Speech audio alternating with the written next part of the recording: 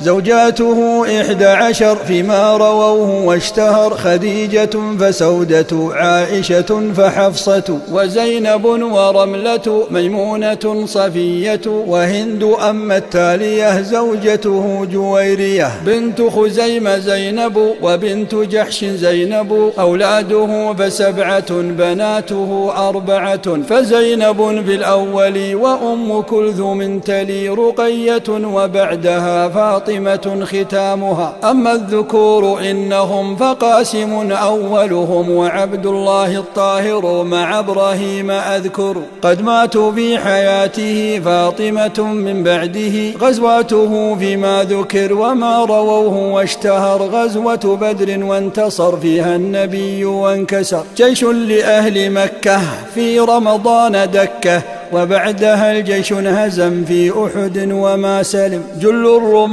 نزلوا وأمره ما امتثلوا، فكانت الهزيمة شديدة أليمة.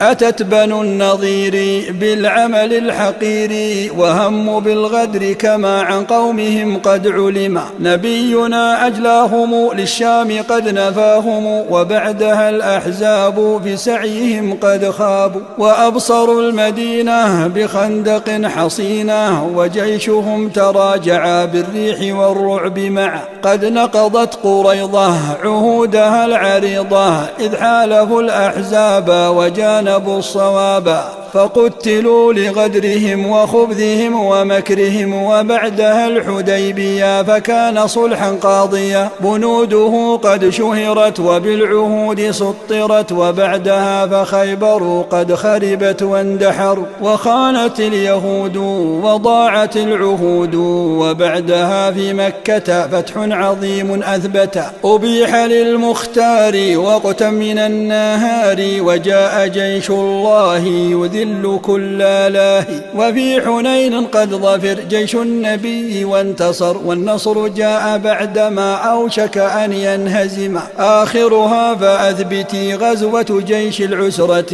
إلى تبوك سار يطهر الديار. وبعدها الوداع بحجة تذاع، أحداثها قد شهرت وفي الحديث ذكرت. اليوم أكملت لكم بها تمام دينكم، في عامه 11 في يومه 12. وفي ربيع الأول وفاة خير الرسل، أظلمت المدينة وأصبحت حزينة. وقد بكى الجميع وانهالت الدموع، لفقد ذاك الهادي من شرف النوادي. وبعدما قد كفنا نبينا